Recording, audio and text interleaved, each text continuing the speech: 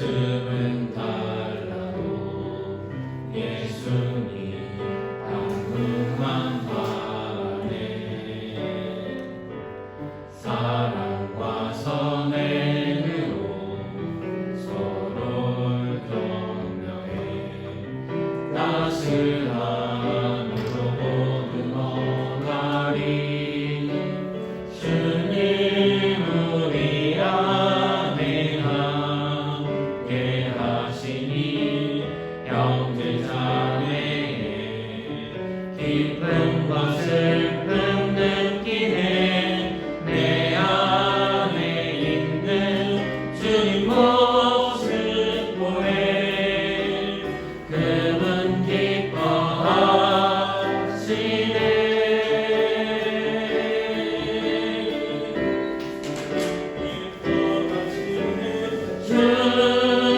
주님을 통해 계획하시니 부족한 입술로 찬양하게 하시니. 주님을 통해 계획하시니 너를 통해 하시는 기대해. 주 안에 우리 하나 모습은 달라도 예수님 당분간 바라네. 사랑과 선행으로 서로를 격려해 따스함으로 모든 어가리. 주님 우리 안에 함께 하시니 형제자매의 기쁨과 슬픔 느끼네. 내 안에 있는 주님 모습 보네. 그분 기뻐하시네.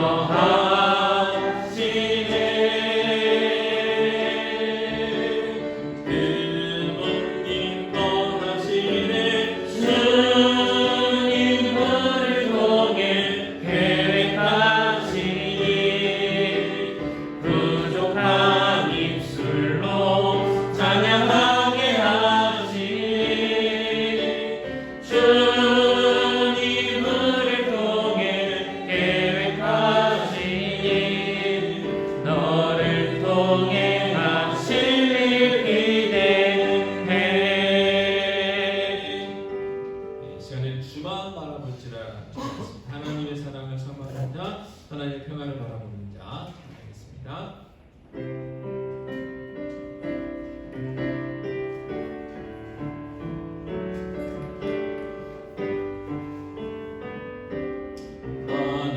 하나님의 사랑을 사모하는 자, 하나님의 평안을 바라보는 자, 너의 모든 것 창조하신 우리 주님이 너를 얼마나 사랑하시는지 하나님께 찬양과 경배하는 자,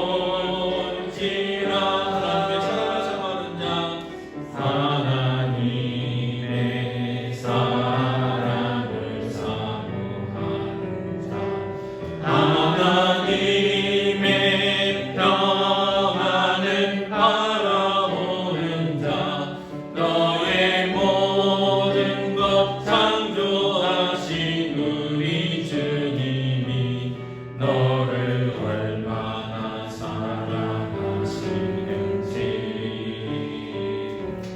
하나님께 찬양과 경배하는 자 하나님의 선하심을 닮아가는 자 너의 모든 것 창조하신 우리 주님이 너를 자녀 삼으셨네. 하나님 사랑의 눈으로 너를 어느 때나 바라보시고 하나님 자한 귀로서 언제나 너에게 기울이시니 어두움에 밝은 빛을 비춰주시고 너의 작은 신음에도 응답하시니 너는 어느 곳에 있든지 주를 향하고 주만 바라볼지라.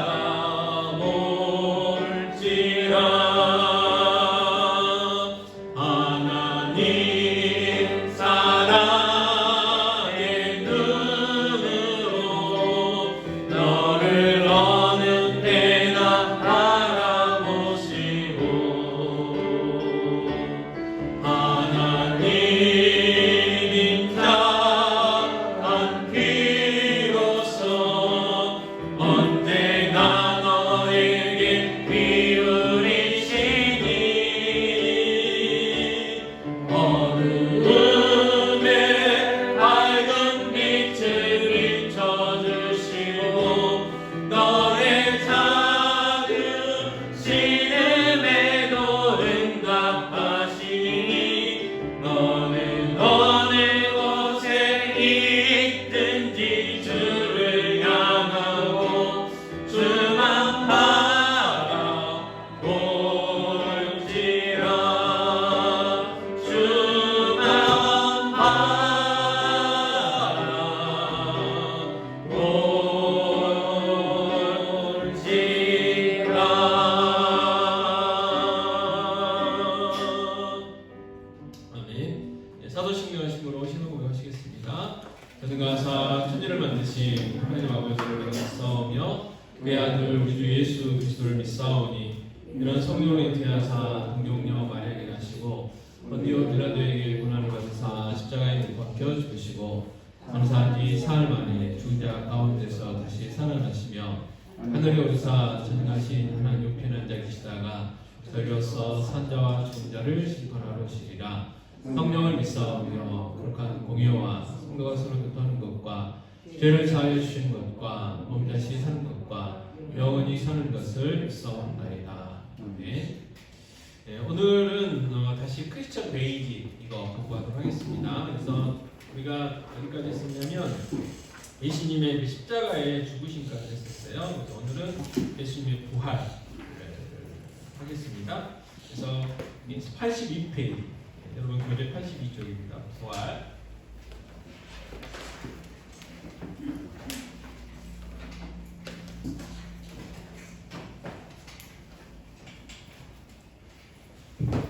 네체라는 분이 뭐라고 했냐면 부활의 기적은 이 무덤에서 나와 내 마음에 살아있다 그랬어요. 그러니까 부활은 역사적인 사건이고 그리고 부활을 통해서 예수 그리스도께서 살아계신 분인데 그 살아계신 예수님이 지금 어디 계시느냐? 우리의 마음 가운데 살아계신다 한다는 거예요.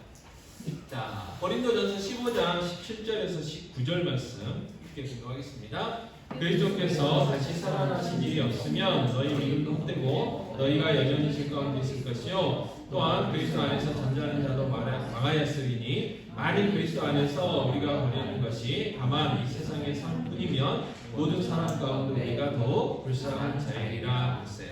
그래서 기독교는 무슨 종교냐? 부활의 종교라 그렇게 이야기해요. 그래서 엄연히 따지면 예수님의 그 탄생도 중요한 시작점이지만 정말 우리가 기뻐해야 되고 즐거워야 될 절기가 뭐냐? 부활절이다. 그런 이야기를 많이 합니다. 왜냐하면 방금 우리가 고린도전서 15장 17절 19절 말씀처럼 예수님의 그 부활이 없으면 우리는 진짜 세상에 제일 미련하고 제일 멍청하고 제일 불쌍한 사람들이에요. 왜? 아니 죽은 예수, 부활하지 않은 예수님이 부활하지 않았다면 우리가 이렇게 이 시간에 앉아서 예배할 필요가 없다는 거예요. 주일날 와서 예배할 필요도 없고 뭐 전도하느라고 여러분 헌금하느라고 얼마나 힘드세요? 11절은 11절 해야 되죠. 감사헌금도 해야 되죠. 성경헌금, 건축헌금, 장학헌금 때에 따라 무슨 이런저런 헌금도 해야 되고 또 밥 하시느라고 밥값도 내야 되고 또 여전도가 지난주에 저기 정교회 친교대 하느라고 돈도 많이 쓰셨을 것 같아요. 개인 돈도 많이 쓰시고 여러 가지 많이 노력도 했을 텐데 예수님 부활이 없다면 이 모든 것이 뭐라고요? 다 쓸데없고 헛된 일이라. 이 말은 예수님의 부활은 확실하다 그런 이야기죠. 자, 그래서 첫 번째가 뭐냐면 부활의 입증이에요. 입증. 부활의 증명. 어떻게 부활이 역사적인 사실로 우리가 받아들이느냐?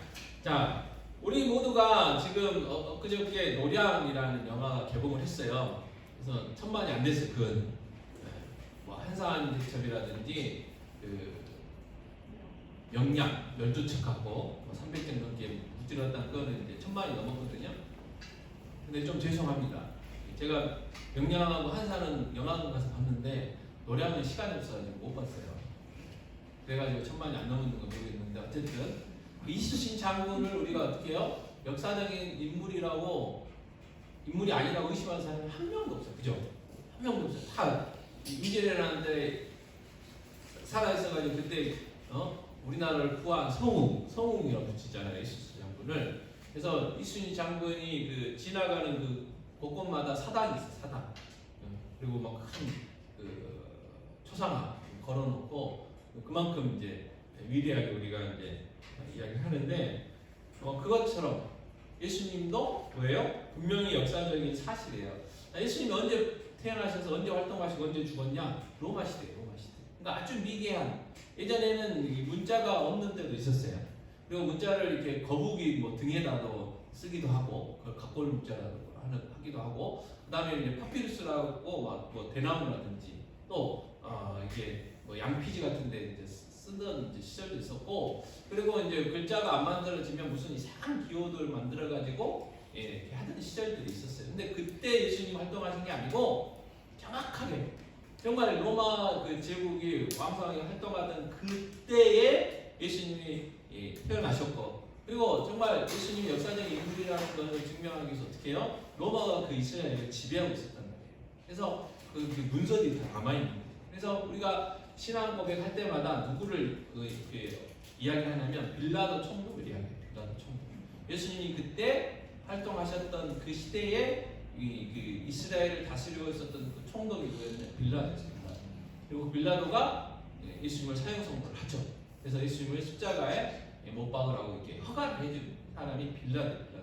그래서 그런 역사적인 사실들이. 근데 많은 사람들이 뭐라고 이야기를 하느냐?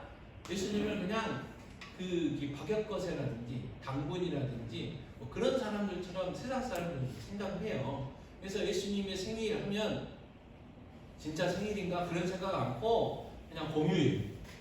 그리고 특히 이제 우리나라나 전 세계 사람들은 언제요? 그 사시사철에 있는 사람들은 연말, 겨울, 그다음에 뭐 산타 선물 뭐 그런 이야기만 하고 그냥 즐긴다고. 예수님의 탄생의 의미를 알지도 못하고 즐기는 거예요. 그러나 예수님은 역사적인 인물이었고, 그리고 그분이 태어났고 활동했고 십자가에 죽으신 것처럼 부활도 역사적인 사건이다라는 거죠. 자, 그거를 이제 증명하는 이제 몇 가지 사실들을 쭉 적었는데, 첫 번째가 뭐냐? 빈 무덤이에요. 빈 무덤. 자, 예수님의 부활의 첫 번째 증거는요, 무덤이 비어 있다는 거예요. 예수님이 뭐 기절했었다, 예수님이 제자들이 예수님이 시신을 훔쳐갔다, 뭐 많은 이야기들이 있어요. 그러나 분명한 거는 그 누구도 부인하지 않는 건 뭐냐면 예수님의 무덤이 비어 있다는 거예요. 비어 있다는 것에 대해서는 그 누구도 딴지를 못 걸어요. 왜? 실제적으로 비어있기 때문에. 그럼 왜 비어있냐에 대한 많은 여러 가지 내용들이 있죠. 성경은 우리의 믿음은 예수님이 부활했다는 거고, 아까도 말씀드렸지만 다른 사람들은 그걸 못 믿으니까 예수님이 기절했다가 뭐 일어났다더라, 뭐 예수님의 제자들이 시체를 훔쳐갔다더라, 뭐 심지어는 뭐 거기를 지키고 있었던 로마 병사들이 여기다가 훔쳐갔다더라, 이제 이상한 이야기들이 많아요. 근데 엄밀하게 논리적으로 따지면 차라리 예수님이 부활했다는 것을 믿는 게 다른 이론들을 믿는 것보다 훨씬 확률이 높다는 거죠. 자, 첫 번째 이제 빈 무덤이 뭐냐면 예수님의 죽음이 이 로마 군인에 의해 확인됐어요. 그러니까 예수님이 확실히 죽으셨다는 거예요. 자, 요한복음 19장 33절 34절인데 같이 읽겠습니다. 예수께서 일어나서 이미 죽으신 것을 보고 먹지 아니하고 그중 한 군인이 창으로 옆구리를 찌르니 곧 피와 물이 나오더라 그랬어요. 자, 백부장을 비롯해서 예수님이 십자가에 처형될 때 거기를 지키고 있었던 로마 군인들이 있었어요. 그 사람들은 그게 전문이에요. 얼마나 이제 좋지는 않았겠지만 사람들이 그 십자가에서 죽었는지 안 죽었는지를 명확하게 구별하는 사람들. 그래서 안 죽었으면 이게 사람이 다리를 꺾으면 죽는가 봐요. 다리를 꺾어서라도 죽여가지고 시체를 뭐 버리든지 아니면 이 가족들에게 넘기든지 했던 거예요. 그때 이제 예수님도 십자가에 달리셨고 양쪽에 이제 강도들이 달리셨는데 양쪽의 강도들은 안 죽어가지고 다리를 꺾었어요. 근데 예수님은 딱 백부장이 보니까 돌아가셨어요. 그러니까 그 증거로 창을 옆구리에 딱 찔러보니까 물과 피가 나왔다 그렇게 이야기하는 거예요.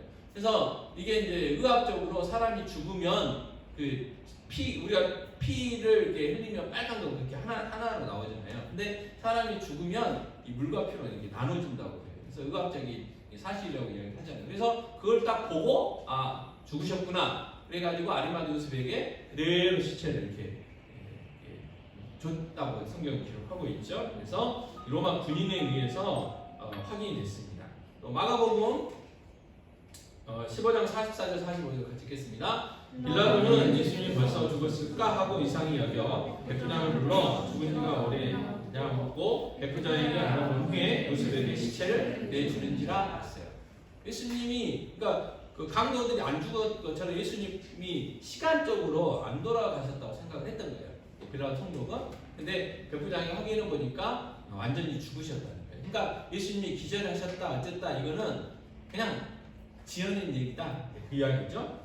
두 번째 뭐가 있냐면 로마 군인들이 예수님의 무덤을 굳게 지켰어요. 굳게. 보통 지킨 것도 아니고 굳게. 그래서 이 로마 군인들은요 예수님이 사흘 후에 내가 다시 살아나리라 라는 말을 들었어요. 예수님을 죽인 대제사장들이. 그래서 로마 군인들이 부탁을 하죠. 저 사람이 죽기 전에 이런 이야기를 하고 다녔다. 그러니까 만약에 이 시체가 없어져 버리면 큰일 난다. 그러니까 잘 좀 지켜라. 그래서 무덤을 지키게 되죠. 그래서 마태복음 27장 65절 66절 말씀을 보면 자 듣겠습니다. 빌라도가 이르되 너에게 경비병이 있으니 가서 힘대로 굳게 지키라 하거늘 그들이 경비병과 함께 가서 돌을 밀고 가고 무덤을 굳게 지키니라.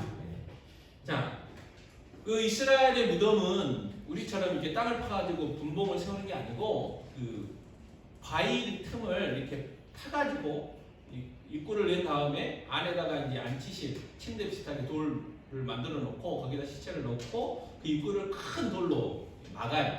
그래서 큰 돌은 어른 장정 2명이 굴려야만 겨우 이렇게 굴러갈 수 있는 큰 돌이에요. 큰 돌.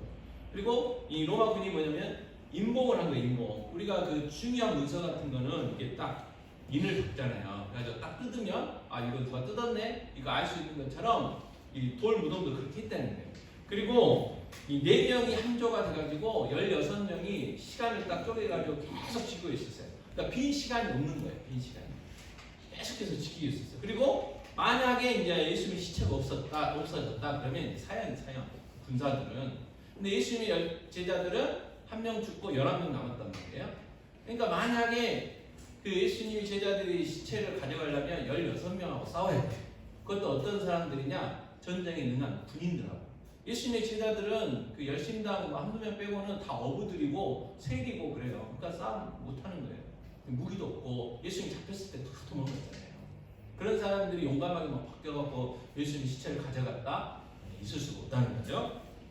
자, 세 번째, 막달라 마리아와 베드로와 요한이 빈 무덤을 확인해요. 그래서 요한복음 20장 1절에서 10절 말씀인데, 자 6절에서 8절 말씀까지만 함께 공독하겠습니다. 자, 시몬 베드로는 따라와서 무덤에 들어가 보니 세마포가 놓였고 또 머리를 쌓았던 수건은 세마포와 함께 놓이지 않고 한 곳에 쌓던 대로 놓여 있더라. 그때야 무덤에 먼저 갔던 그 다른 제자도 들어가 보고 있더라 그랬어요.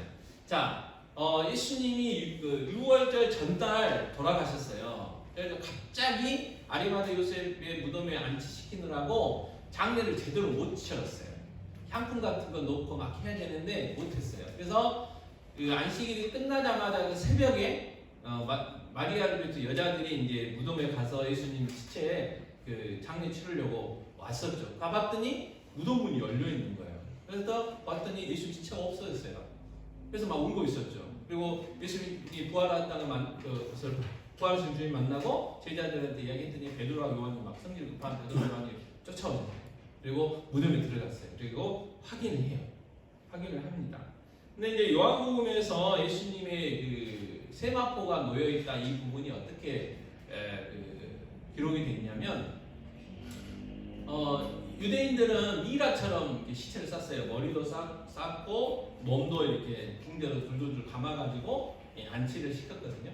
근데 그 세마포가 어떻게 생겼냐면 이렇게 막 사람이 둘둘둘 이렇게 풀어 헤친 게 아니고 그 번데기 보시면 그 번데기 그 애벌레가 번데기를 딱 치고 있다가 애벌레가 쫙 빠져나가면 그 공간이 비니까 어떻게 해요? 이렇게 눌러지잖아요.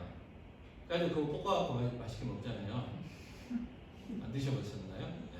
그것처럼 이 세마포가 사람이 들어있어가지고 이렇게 돼 있었는데 중간에 또 몸만 쑥 나오니까 여기 쭉 눌러 앉은 상태. 또 그 몸을 싼 바로 앞에 이제 머리를 싼 게 있을 거 아니에요. 이게 그대로 그 위치에 있는 거예요. 그것도 마찬가지로 이게 딱 눌러 있는 상태. 요한복음에서는 세세하게 그렇게 표현을 하고 있어요. 그러니까 예수님의 시체가 살았는데 어떻게 살아졌느냐? 예수님이 그 세마포를 뚫고 일어나신 거죠.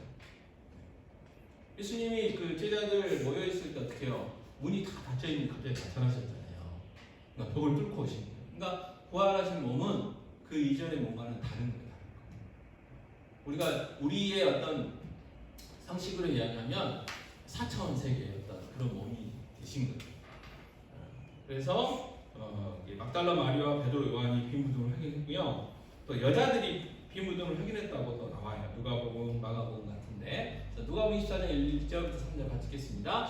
안식 후 첫날 새벽에 이 여자들이 그 준비한 향품을 가지고 무덤에 가서 우리 무덤에서 불러 옮겨진 것을 보고 들어갔니 주 예수의 시체가 보이지 아니하더라 고요. 그다음에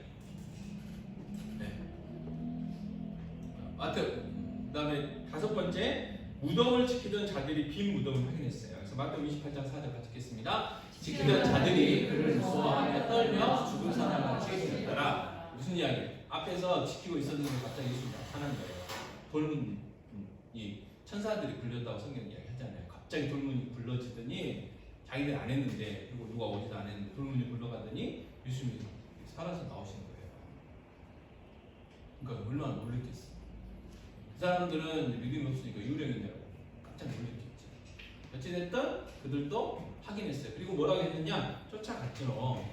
예수님 진짜 없어졌다고. 그랬더니 대제사장들이 그걸 듣고 어떻게 했어요? 돈을 주면서 제자들 훔쳐갔다고 소문을 내라. 만약에 너희 상관들한테 이게 보고가 돼도 우리가 잘 이야기할 테니까 너희들한테 피해가 가지 않도록 할 테니까 그렇게 소문을 내라. 그렇게 이야기가 되죠. 자, 두 번째가 이제 세마포입니다. 세마포. 제가 쭉 말씀드렸던 그 부분이에요. 아까 요한복음 20장 6절에서 8절 말씀 저희들이 읽었었고요. 제가 쭉 설명을 드렸습니다. 다음 세 번째가 뭐냐면 많은 증인들이 있어요. 예수님 부활하신 주님을 만난 많은 증인들. 첫 번째가 이 막달라 마리아. 막달라 마리아. 마가복음 16장 9절에 이렇게 기록됩니다. 읽겠습니다. 예수께서 안식 후 첫날 이른 아침에 살아나신 후 전에 일곱 귀신을 쫓아내어 주신 막달라 마리아에게 먼저 보이시니 예수님 부활하신 예수님이 이 막달라 마리아를 만나 주셨어요. 어떤 분이 이 말씀을 읽고 그 이야기를 하셨어요. 왜 예수님이 부활하셔가지고 맨 먼저 막달라 마리아에게 보여주셨을까? 자, 여기서 힌트는 막달라 마리아는 여자. 왜 남자가 아니고 여자한테 먼저 보이셨을까요? 한 번도 생각 안 해보셨죠? 저도 안 해봤다가 그분 이야기를 듣고 그냥 웃기만 했어요. 왜요? 여자분들이 소문을 더 잘 내는 빨리 부활하신 주님 소문을 하고 막달라 마리아한테 먼저 보이셨지 않겠냐, 그 이야기를 하셨어요. 그런 기억이 납니다. 자, 두 번째는 뭐냐면 여자들. 거기도 여자분들이에요. 자, 마태복음 28장 8절 9절 말씀 같이 읽겠습니다. 그 여자들이 무서움과 큰 기쁨으로 빨리 무덤을 떠나 제자들에게 알리려고 다른 길 할세 예수께서 그들을 만나 이르시되 평안하니 하시거늘 여자들이 나아가 그 발을 붙잡고 경배하니 그랬어요. 자, 여자분들은 어떻게 해요? 제자들에게 그걸 알리려고 어떻게 했어요? 달려갔어요. 달려가. 만약에 남자, 그것도 신중형의 남자에게 그걸 봤으면 시체 찾으러 다녔을 거예요. 분명히 조사한다고 이 사람이 인터뷰하고 저 사람이 인터뷰. 그러면 며칠 걸렸을 거예요. 예수님 부활했다는 소식이. 근데 이 여자분들한테 해가지고 보세요. 달려가서 예수님 부활했다고 알리려고. 예. 그 다음에 이제 시몬 베드로가 오죠. 누가복음 24장 34절 가시겠습니다. 말하기를 주께서 과연 살아나시고 시몬에게 보이셨다 하는지라. 시몬 베드로. 또 엠마오를 가던 두 제자도 만났어요. 누가복음 24장 13절 15절 같이 읽겠습니다. 그날에 그들 중 둘이 예루살렘에서 25리 되는 엠마오라는 마을로 가면서 이 모든 된 일을 그들에게 서로 이야기하며 문이 열 때에 예수께서 가까이 이르러 그들과 가시라. 자, 예수님의 제자들 두 명이 이제 예루살렘에서 엠마오로 고향으로 가고 있었어요. 근데 갑자기 어떤 한 남자가 딱 나타나요. 그래가지고 그 두 사람이 예수님이 이제 십자가에 죽으시고 그리고 막 예수님 시체가 없어졌다고 부활했다고 여인들이 이야기하고 베드로가 이야기하는 이야기를 하면서 가고 있었어요. 그때 이제 예수님 오셔서 뭐라고요? 너희들 무슨 이야기 하냐? 그러니까 이런 일이 있었습니다. 네, 그렇게 이야기하니까 왜 이렇게 믿음이 없냐? 그렇게 나무라시면서 구약 성경을 쭉 풀어주시죠. 예수님이 오시겠다 하시는 그것과 이미 다 예수님이 부활하실 것들을 다 예언하는 그 말씀들을 쭉 설명을 해주셔요.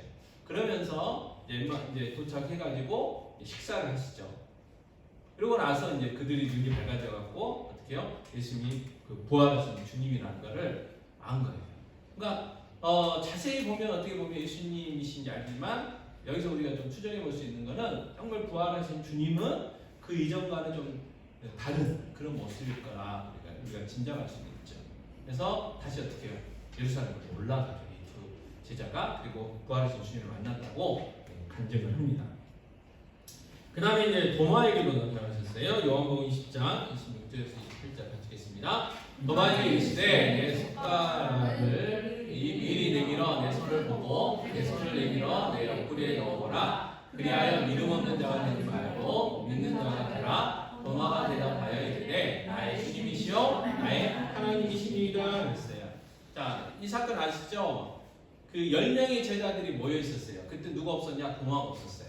그래서 부활하신 주님이 이제 나타나셨죠. 도마가 나중에 오죠. 그래서 예수님 부활하신 주님 만났다 그랬더니 나는 믿을 수 없다. 내가 그 예수님의 그 창자국 못자국을 만져봐야 되겠다. 이제 그렇게 하니까 어느 날 예수님이 도마가 있을 때 나타나셨어요. 그러면서 이 창자국 못자국 만져봐라. 뭐 하니까 도마가 이제 간증하는 거죠. 그래서 예수님을 나의 주님이시오, 나의 하나님이시군요. 라고 이제 고백을 하는 장면입니다. 그래서 도마로 증이고, 그 다음에 요한복음 11장 1, 2절에 보면 디베라오스, 그러니까 갈릴리오스에서 또 제자들이 나타나시죠. 같이 읽겠습니다.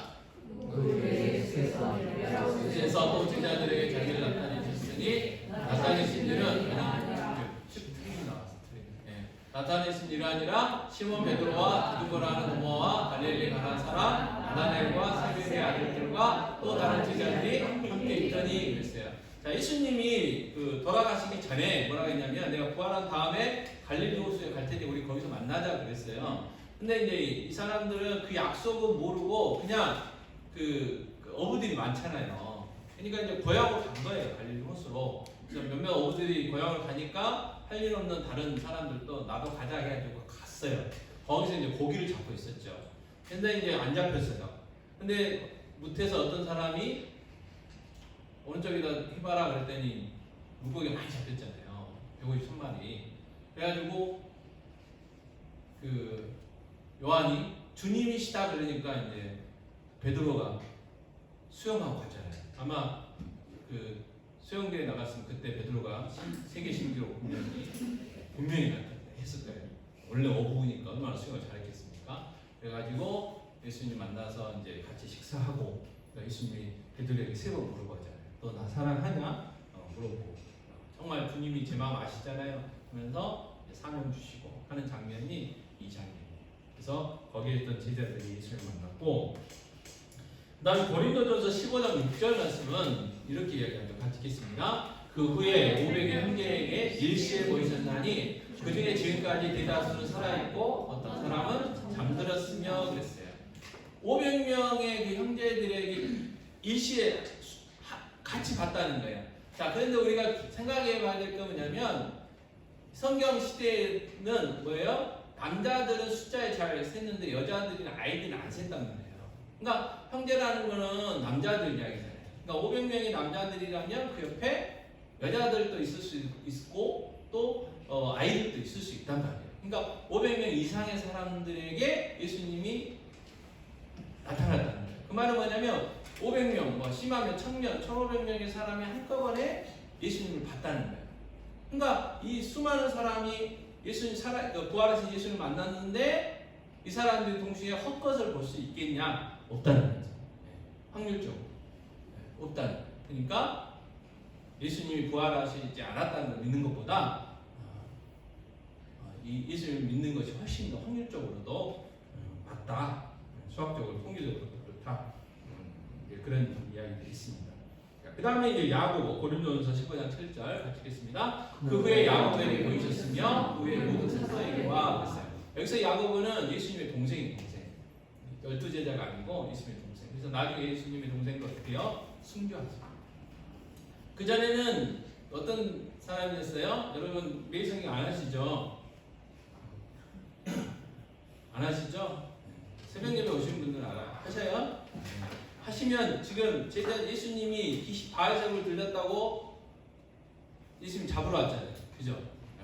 그래서 설교 시간에 들었나요? 그래서 그때는 뭐예요? 예수님을 그렇게 생각했던 예수님의 동생들이에요. 근데 예수님이 메시아고 하나님이시라고 간증하다가 순교했어요. 순교. 왜요? 부활하신 주님을 만나기 때문에. 예수님이 부활하신 것을 만났어요. 그 다음에 이제 고린도전서 15장 7절에 아까 뭐라고 했어요? 후에 모든 사도, 12사도들에게 이렇게 나타난 거죠. 11명, 빼고 마띠아를 들어가게 되고, 그 다음에 이제 고린도전서 15장 8절 위대한 같이 읽겠습니다. 맨 나중에 만삭되지 못하는 남자 같은 내게도 보이셨느니라 그랬어요. 만삭되지 못했다 이 말은 뭐냐면 우리가 예전에 지금도 그렇지만 그 출삭동이 뭐 활삭동이 뭐 있어요. 10달 정도가 돼야 되는데 그 전에 태어난 사람. 그러니까 또 확률적으로 이제 살기가 힘들었지만 옛날에는 지금은 거의 다 이제 살기는 하지만 그러면 뭐라 그러냐 그렇게 태어나면 어렵게 태어났기 때문에 그리고 집에서 낳기 때문에 뭐냐면 조금 장애들을 입고 태어날 확률이 많았어요. 그래서 조금 모자란 사람들한테 안 좋은 소리 할 때 그런 이야기 많이 하잖아요. 그러니까 만삭되지 못해 남자다 이 말은 바울이 자기 스스로에게 자기가 별로 안 좋다라는 이야기 한 거예요. 왜요? 예수님이 그리스도라는 거, 메시아라는 걸 모르고 예수님을 핍박했잖아요. 예수 믿는 사람들을 핍박했잖아요. 그것도 스데반 집사님이 돌로 맞아 죽는데 자기가 증인했어요. 자기가 같이 공부했던 그 스데반 집사. 근데 그러한 나를 다메섹으로 가는 그 길에서 나타나셔가지고 만나주셨잖아요. 그래서 사도 바울에게서 나타나셨고, 그 다음에 또 하나의 증거는 제자들의 변화된 삶입니다. 변화된 삶. 제자들이 바뀌었어요. 첫 번째가 이제 베드로. 누가복음 22장 57절 하반절 보면 읽겠습니다. 이 여자여 내가 그를 알지 못하노라 하더라. 자, 예수님 3번 부인합니다. 3번. 그리고 마지막에 막 저주까지 하잖아요. 그랬던 그가 어떻게 됐을까요? 사도행전 2장 23절 24절 듣겠습니다. 그가 하나님께서 정하신 뜻과 미리 하신 대로 예준 바 되었거늘 너희가 법 없는 자들의 손을 들려 모아가 죽였으나 하나님께서 그를 사망의 고통에서 풀어 살리셨으니 이는 그가 사망에 내어 있을 수 없었습니다. 그랬어요. 자, 예수님이 잡혀갔을 때 쫓아갔다가 3번이나 부인했다. 그리고 도망갔다가 다부니까 막 펑펑 울었던 그 베드로가 어떻게요? 담대하게 그때는 막 잡혀갖고 죽을까봐 겁냈던 그가 변화돼가지고 담대하게 나와서 죽음을 각오하고 예수님이 그리스도라는 거, 예수님이 부여했던 사실을 많은 사람들에게 지금 설교하고 있는 게 사도행전 2장이에요. 2장. 그러면 그랬던 그 베드로가 이렇게까지 변했던 이유가 뭐냐 그 말이에요. 이유는 단 하나, 예수님이 부활했기 때문에. 그거밖에 없다는 거죠. 또 바울도 변화됐어요. 고린도전서 15장 14절 같이 읽겠습니다. 그리스도께서 만일 다시 살아나지 못하셨으면 우리가 전파하는 것도 헛것이요 또 너희 믿음도 헛것이며 그랬어요. 사도 바울이 전하는 게 뭐예요? 예수님이 십자가에 죽으시고 3일 만에 부활하셨다는 사실이거든요. 그 전에는 예수님 안 믿었어요. 예수님이 무슨 그리스도냐 메시아냐 이건 신성모독을 하는 죽일 사람이지. 그랬던 그가 그 예수, 그 나사렛 예수가 십자가에 죽은 나사렛 예수가 다시 살아났다고 이야기를 하고 돌아다니는 거죠. 그래서 이 사도 바울의 변화된 상. 사도 바울이 변화된 건 다른 거 아니에요. 지금은 이제 다마스커스, 시리아 정도 되는 것 같은데 거기에 예수쟁이들이 있다고 하니까 예루살렘에서 그 사람들 잡아가지고 감옥에 집어넣으려고 가던 그 길에서 갑자기 바뀌어가지고 느닷없이 예수가 부활했다고 증거하는 사람이 바뀌게 되잖아요. 그럼 그 이유가 뭐겠냐? 부활하신 예수님을 만난 것밖에 없다. 그런 거죠. 그리고 예수님의 대부분 사도 요한 빼고는 다 순교했어요. 순교. 여러분 누가 거짓을 위해서 목숨 걸겠어요?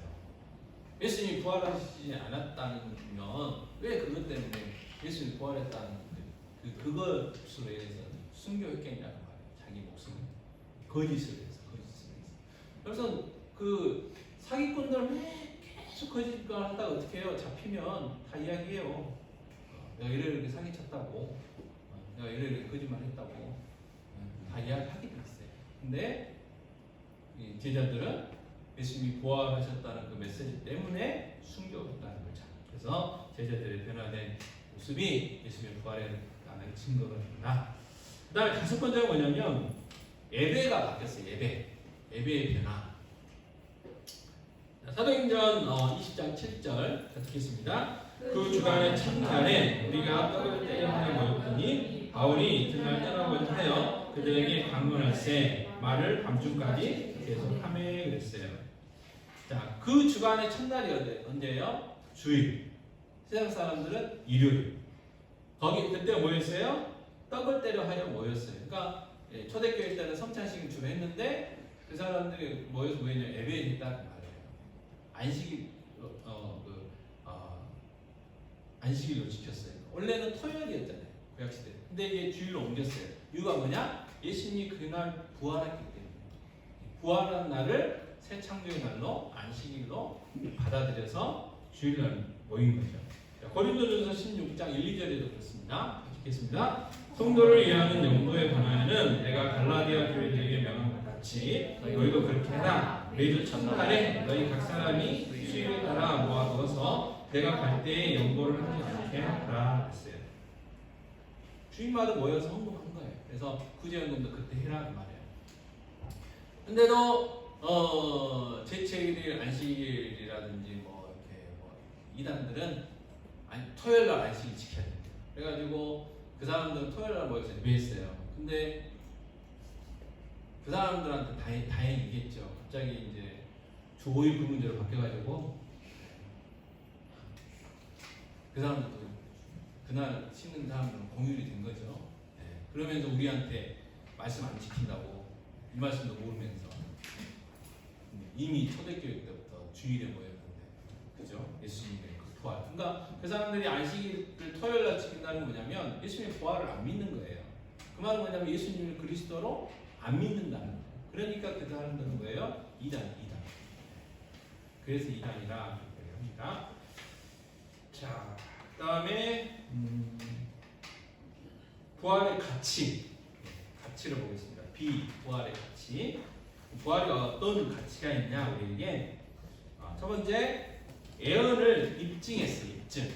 자, 무슨 이야기냐면 구약의 말씀들이 예수님의 부활을 계속해서 이야기했다는 거예요. 그래서 그게 입증되었다. 그래서 첫 번째 뭐라고 이야기를 하냐면 구약이 예수님의 부활을 예언함으로 성경은 절대적이고 오류가 없는 하나님의 계심을 입증했다. 그래서 시편 16편 10절 같이 읽겠습니다. 이런 주께서 내 영혼을 수월에 버리지 아니하시며 죄의 거룩한 자를 멸망시키지 않으실 것입니다. 그래서 죽으신 예수님을 3일 만에 하나님이 부활시키셨다.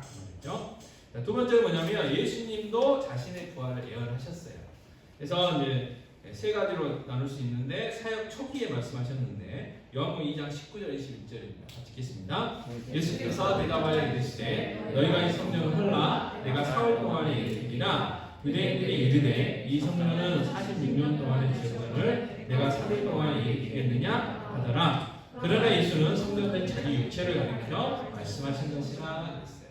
그래서 말씀하셨고 또 베드로의 신앙 고백 후에도 말씀하셨어요. 마태복음 16장 21절 같이 읽겠습니다.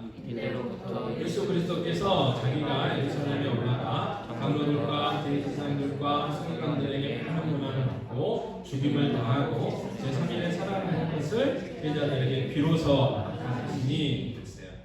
이거는 예수님이 자, 사람들이 나를 누구라고 하느냐 그랬더니 뭐 엘리야다 죽은 선지자가 나타났다 하니까 너희는 그러면 나를 누구라고 하느냐 그랬더니 베드로가 저는 살아계신 하나님이시고 그리스도이십니다 라는 고백을 했어요. 그러니까 정확한 고백을 한 거예요.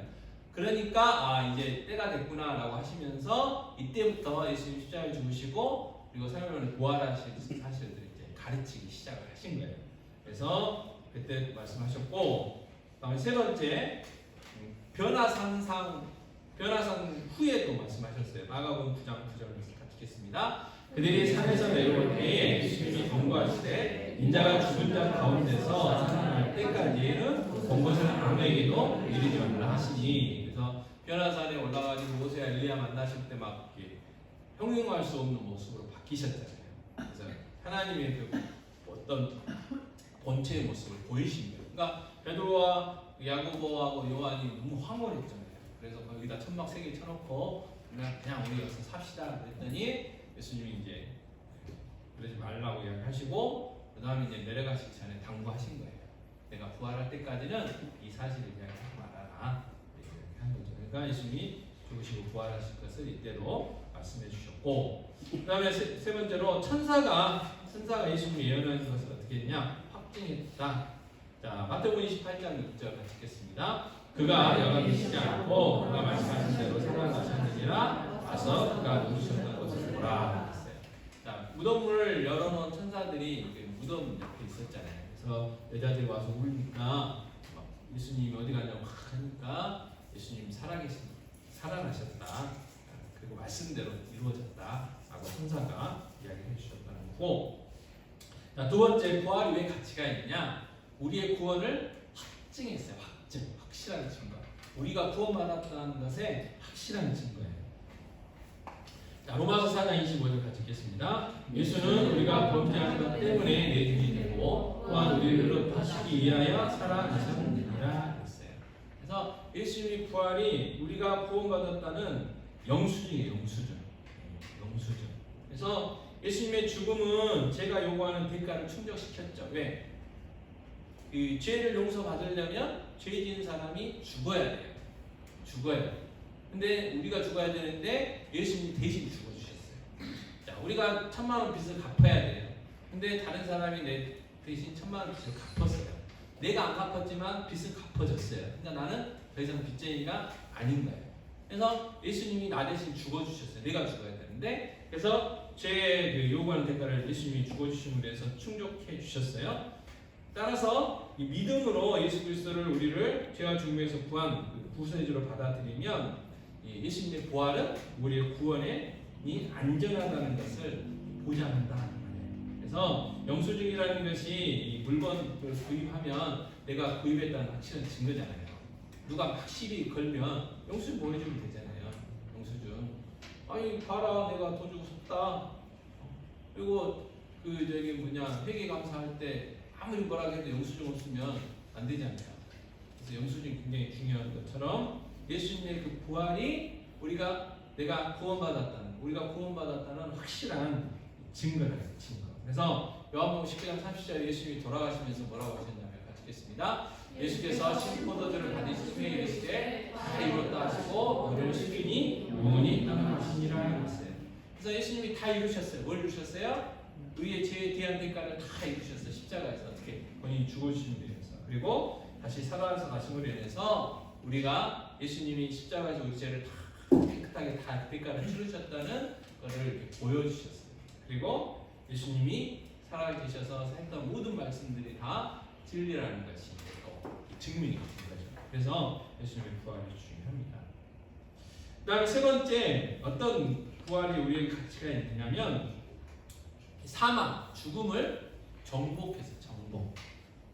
자, 사도행전 2장 24절 말씀 같이 읽겠습니다. 하나님이 그를 사망의 고통에서 풀어 살리셨으니 이는 그가 사망에 매여 있을 수 없었음이라 했어요. 자, 죽음은 예수님을 붙잡아 놓을 수 없었죠. 왜요? 그분이 하나님이신데 죽음, 사망이 어떻게 할 수가 없는 거죠. 자, 고린도전서 15장 55절 56절 말씀 같이 읽겠습니다.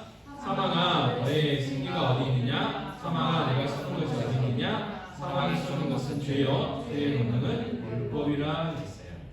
자, 고린도전서 15장 21절 22절까지 읽겠습니다. 사망은 한 사람으로 말미암았으니 죽은 자의 부활도 한 사람으로 말미암는도다. 아담 안에서 모든 사람이 죽은 것 같이 그리스도 안에서 모든 사람이 삶을 얻으리라 했어요. 자, 제일 두려운 게 뭐냐면 죽음이에요. 죽음. 그래서 모든 사람들은 죽음의 공포 가운데 살아요. 그래서 죽으면 어떻게 될까, 다치면 어떻게 될까 때문에 돈 많이 버시는 분들이 보험회사, 보험회사 사고 날까봐 집어넣고 내가 죽으면 우리 자녀들 그리고 뭐 이렇게 가족들 그 보험금 받아가지고 살아가라고 미리미리 넣는 거잖아요. 그리고 죽음이 제일 두려워요. 그래서 그 우스갯소리로 그 스님이 어디 배 타고 갔다고 했던가 갑자기 막 파도가 치니까 막 이렇게 배가 출렁출렁하니까 아이고 하나님 그랬대잖아요. 왜? 죽을까봐 죽기 싫어서 그랬대잖아요. 그러니까 죽음이라는 게 다 두려운 거예요. 사람 다. 근데 예수님의 그 부활을 믿는 우리는 그 죽음이 어떻게 해요? 두렵지 않다는 거예요. 죽음이 차원이 달라요. 여러분 그 내일 그 본문에 보면 야이로 딸 예수님 살리신 거 나오거든요. 예수님 이 야이로의 딸이 죽었다고 하니까 뭐라고 하냐면 아니다 죽은 게 아니고 잔다 그랬어요. 잔다. 이게 그 예수님과 예수님 안 믿는 사람 우리 인간과의 그 차이점. 분명히 야이로 딸은 죽었겠죠. 근데 예수님에게 있어서 죽음은 자는 거예요. 그러니까 우리 그리스도인들에게 죽음은 뭐예요? 자는 거예요. 그래서 어디서 깨어나요? 천국에서 깨어나요. 천국에서 깨어나요. 그래서 날마다 여러분 밤마다 주무시잖아요. 그러니까 날마다 천국 가는 연습하시는 거예요. 안 믿겨지시는가 봐요. 그러니까 잘 주무셔야 돼요. 잘 주무시기 바라고. 어쨌든 우리는 깨어나요. 어디서? 천국에서. 그래서 우리에게 죽음은 자는 거예요. 자는 거. 왜? 천국에서 깨어날 거예요. 이 믿음이 누구에게 있느냐? 부활의 믿음이 있는 사람들이 있는 거예요. 왜? 예수님이 그걸 보여주셨어요. 무덤에 계시지 않았어요. 사망 권세를 이기시고 다시 살아나셨단 말이에요. 근데 그 권세가 우리에게도 주어졌다 말이죠. 우리에게도 있는 거예요. 그래서 우리가 죽음이 두려운 게 아니에요. 우리 두려워할 게 뭐냐? 사명 감당 못하는 거. 그게 이제 두려운 거죠. 주님 앞에 가서 부끄러울 것이 두려운 거예요. 부끄러울 것이. 우리의 구원은 절대 취소되지 않아요. 근데 정말 충성스럽게 사명 감당하다가 주님 앞에 가야 당당하게 주님 제가 주님을 위해서 열심히 이것저것 하다가 왔어요. 자랑할 텐데 그냥 이렇게 대충 살다가 가면 얼마나 부끄럽겠어요. 네. 그래서 우리의 고민 그거고 어찌됐든 사망을 정복한 게 예수님 부활의 가치 우리에게. 그래서 죽음은 우리는 자는 거다. 자, 네 번째 어떤 가치가 있냐면 신앙의 견고한 근거를 말했어. 근거. 부활이 우리 신앙의 견고한 근거, 흔들리지 않는 근거. 그래서 첫 번째가 뭐냐면 이 사도들의 삶과 메시지의 중심이었다는 거. 사도행전 3장 15절 같이 읽겠습니다. 생명의 주를 죽였도다. 그러나 하나님이 죽은 자 가운데서 그를 살리셨으니 우리가 이게 증인이라. 자, 예수님의 제자들이 성령 받고 돌아다니면서 했던 이야기. 너희들이 예수 그리스도를 죽였지. 그러나 그 예수 그리스도를 하나님 다시 살리셨어. 이 일에 우리가 증인이야. 이 이야기. 사도들의 삶과 메시지의 중심이었고, 두 번째는 믿음의 실체를 제공했다. 이렇게 적고 있는데, 로마서 10장 9절 말씀 같이 읽겠습니다. 내가 만일 내 입으로 예수를 주로 시인하며 또 하나님이 그를 죽은 자 가운데서 살리신 것을 내 마음에 믿으면 구원을 받으리라 했어요. 우리의 믿음이 다른 게 아니고 우리가 뭘 믿느냐? 예수 그리스도가 나 때문에 십자가에 죽으셨고 죽으신 지 3일 만에 다시 살아나셨다는 사실을 믿는다는 거죠. 근데 그 예수님이 우리의 뭐가 돼요? 주인이 된다. 그래서 예수 믿기 전에는 내 마음대로 내 뜻대로 마귀의 종로로 했었지만 지금은 예수님이 우리가 주인이 돼서 그 주인 되신 그 예수님의 뜻대로 그분이 원하시는 삶을 살아가는 것이 이제 예수 믿는 우리의 삶이 되었다. 근데 그 주인은 어떤 주인이냐? 좋은 주인, 선하신 주인. 나를 위해서 생명까지 주신 분이에요. 또 주인이시면 나를 친구 삼아 주신 분이에요. 그러니까 좋은 거죠. 그래서 난 예수가 좋다고 우리가 찬양을 하는 겁니다. 그리고 세 번째 뭘 주셨느냐? 산소망. 죽은 소망이 아닌 산소망. 베드로전서 1장 3절 하반절입니다. 같이 읽겠습니다. 그가 많으신 긍휼대로 예수 그리스도를 죽은 자 가운데서 부활을 하심으로 말미암아 우리를 거듭나게 하사 산소망이 잉태하시며. 그래서 살아있는 소망. 그래서 예수 믿는 자는 소망 가운데 살아가는 거예요. 그러니까 예수 믿는 사람이 소망이 없다. 이 말은 나는 예수 안 믿는다. 그 이야기가 똑같은 거예요. 우리는 소망이 있어, 소망.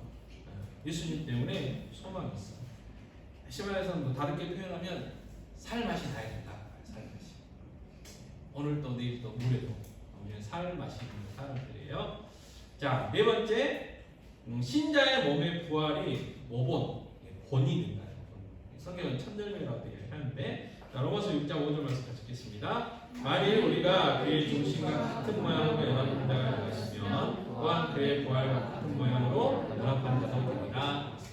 자, 원리상 우리는 예수님이 십자가에 죽으셨을 때 우리도 A차가 죽었어요. 그리고 예수님이 다시 살아나신 것처럼 우리도 새로운 피조물로 새롭게 태어났어요. 다시 살아났어요. 우리도. 그리고 예수님이 지금 그 하나님 보좌 우편에 앉아 계신 것처럼 지금은 아니지만 이미 우리도 그 자리에 앉아 있는 걸로 하나님은 인정해 주시고 언젠가 그 자리에 우리가 가게 돼 있어요. 그래서 부활과 같은 모양. 그리고 예수님이 신령한 몸으로 부활하신 것처럼 예수님이 재림하시면 우리도 그때 신령한 몸으로 다시 부활한다고 성경은 우리에게 이야기합니다. 그래서 그 과수하신 분들이 이제 그 열매들에 따라 달리겠지만 어떤 건 3년, 어떤 건 5년 키워야 첫 열매가 딱 난대요. 그래서 그 첫 열매가 날 때까지는 힘 중지하면서 애타면서 키워요. 그리고 딱 첫 열매가 딱 열매를 맺으면 이제 정말 기뻐하는 거죠. 왜요? 올해도 열렸고 또 내년에도 열리고 그해 다음에도 열리고 계속해서 이제 열릴 것을 확신하기 때문에 그렇죠. 그것처럼 예수님이 부활하셨어요. 첫 열매로. 그 말은 우리도 예수님처럼 부활한다는 거죠. 자, 빌립보서 3장 21절 같이 읽겠습니다. 그는 만물을 자기에게 복종하게 하실 수 있는 자의 역사로 우리의 낮은 몸을 자기의 영광의 몸의 형체와 같이 변하게 하시리라. 완전히 달라요. 그래서 그 몸은요, 독감 없어요. 코로나 없어요. 어떻게 우리를 어떻게 해칠 수가 없어요. 우리는 아주 전혀 다른 신령한 몸으로 다시 부활하신 거예요. 그래서 천국은 눈물도 아픔도 고통도 없어요. 오직 예배만 있고 오직 찬양만 있으며 오직 경배만 있고 기쁨만 있는 거죠. 그게 우리가 가게 될 천국의 천국. 이미 우리 하나님이 예비해 놓으시고, 그래서 언젠가 우리가 열심히 자는 연습 하고 있으면 언젠가는 여기서 깨는데 언젠가는 천국 가서 깰 때가 있다는 거죠. 때가 되면. 자, 교훈 있습니다. 교훈. 읽겠습니다. 부활은 구원의 보증수표이며 죽음의 능력을 백지화시킬 강력한 염색체이다. 우리는 부활로 인해 영생의 삶을 보장받기 때문에 죽음에 의해 지배받지 않는다. 죽음에 의해 지배받지 않는다. 그래서 3월달에 이제 부활절이 있습니다. 이 부활절은요, 유대인들도 그 음력으로 이렇게 했었기 때문에 부활절은 음력이에요. 그러니까 부활절은 해마다 조금씩 달라요. 조금씩 다른 거예요. 그래서 이제 3월달 부활절에 저희 다가오는데 이 부활의 의미를 정말 저희들이 잘 알고 기뻐하고 증거하고 하는 계기가 됐으면 좋겠습니다. 그래서 부활절을 기념해서 정말 예수님 부활했다고, 예수 믿어야 된다고 전도하고 간증할 수 있는 그런 날들이 됐으면 좋겠습니다. 오늘 좀 길게 공부하셨죠? 그래도 할 건 해야 돼요. 이제 역전되리라 찬양하고 주보에 나와 있는 기도 제목 가지고 기도하고 마무리하도록 하겠습니다. 이제 역전되리라 2024년 동안 계속 불러야 돼요.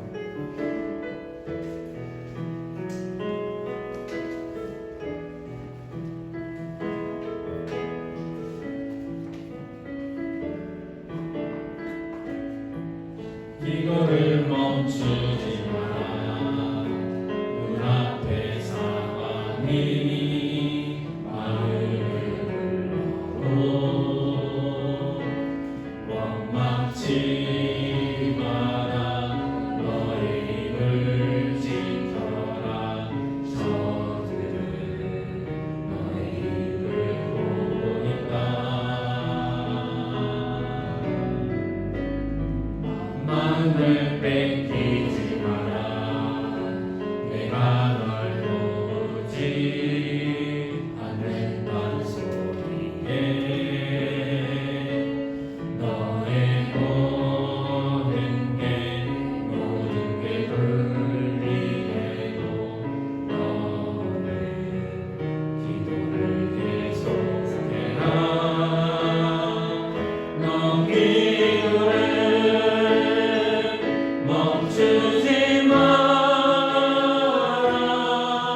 내가 너의 그 모든 상황을 바로 역전시키리니 너 기도를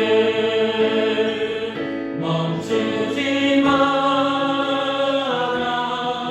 내가 잠시도 쉬지 않고 모든 걸 지켜보고 있으니 바로 역전되리라. 시험하실 때 하루를 위해서 기도해 주시고 모든 성도들 주일 성수할 수 있게 달라 기도해 주시고 100명의 예배자, 10명의 구역장, 100명의 믿음의 세대, 10명의 교사들 이런 나누고 베풀고 섬기고 주는 교회 되게 달라고 예배드 달라고 기도하시고 이 금요일 토요일 겨울 성경학교 있습니다. 그래서 겨울 성경학교를 위해서 기도하실 때 모든 아이들이 참석할 수 있게 해달라고, 그리고 구약 성경에 대해서 배우는데 구약 성경이 무엇인지 잘 알고 잘 배워서 정말 그들이 성경을 읽고 묵상할 때 큰 유익함을 얻을 수 있도록, 그리고 예배와 찬양 가운데 하나님의 임재하심을 경험하고 또 성령의 역사하심으로 변화될 수 있게 해달라고 기도해 주시기 바랍니다. 그리고 임재 예배를 위해서 기도해 주시기 바랍니다. 기도하겠습니다. 아버지 하나님 감사합니다. 하나님을 감사합니다. 그거를 전명하고 기억해 주시옵소서. 먼저 역사입니다. 주님사님 아버지 마음으로 생각하시는 하나님 신과 회복의 은혜를 부어주시기 바랍니다. 우리 광교사님 멈춰주시고 행복하게 해주시옵소서.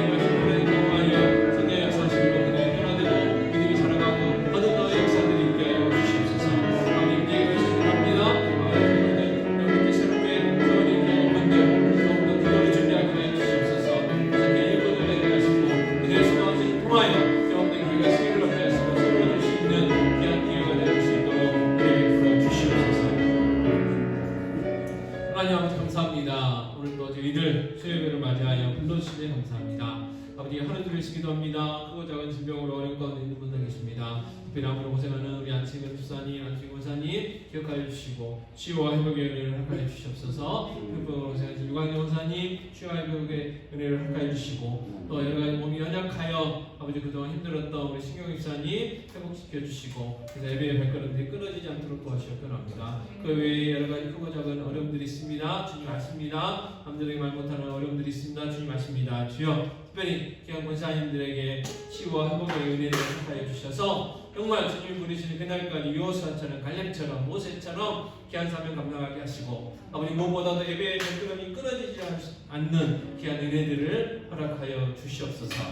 아버지 하나님 또 정서적으로 정신적인 연약함들도 있습니다. 치유와 회복의 은혜를 허락하여 주시고 또 믿음의 연약함들이 있습니다. 우리 성령 성도님을 비롯해서 아버지 교회를 쉬고 있는 시험에 든 영혼들이 있는데 아버지 그들에게도 치유와 회복의 은혜를 허락하셔서 함께 예배하며 함께 사명 감당할 수 있는 은혜를 허락하여 주시옵소서. 아버지 모든 성도들에게 주일 성수할 수 있는 믿음 주시고 건강 주시고 여건들을 허락하여 주시기 바랍니다. 100명의 예배장 허락하여 주시옵소서. 100명의 구역장을 세워주시옵소서. 100명의 믿음의 세대를 주시옵소서. 아버지 10명의 교사들을 세워주시옵소서. 아버지 나누고 베풀며 주고 섬기는 교회로 세워지게 하여 주시옵기 원합니다. 또 이 모든 사역들 감당할 수 있는 예배당도 허락하여 주시고 한가지로 복음증거하는 귀한 선교 사명도 감당케 하여 주시옵소서. 아버지 교회성경학교 금요일 토요일 시작합니다. 무엇보다 주일학교 아이들이 다 참석케 하여 주시고 아버지 참석하여 구약성경을 잘 익히고 구약성경을 통해서 예수 그리스도를 발견하게 하시고 예배 가운데 찬양 가운데 인도하신 하나님 만나 성경 충만함으로 변화되게 하여 주셔서 거듭남의 역사들이 있게 하여 주시기 원합니다.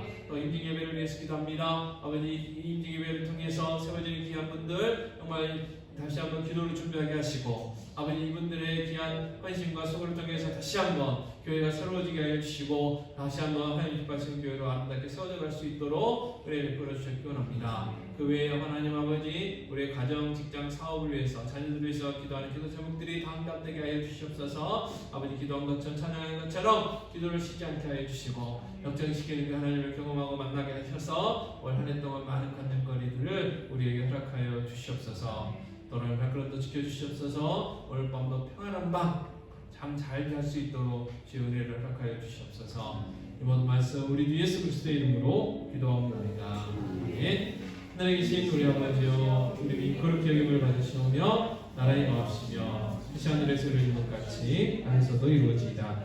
오늘날 우리에게 일용할 양식을 주시고 우리가 우리에게 죄진 자를 살린 것 같이 우리 죄를 사하여 주시고 우리를 시험에 들게 하지 마옵시고 다만 악에서 구하옵소서. 내게 나라와 권세와 영광이 아버지께 영원히 있사옵나이다. 아멘.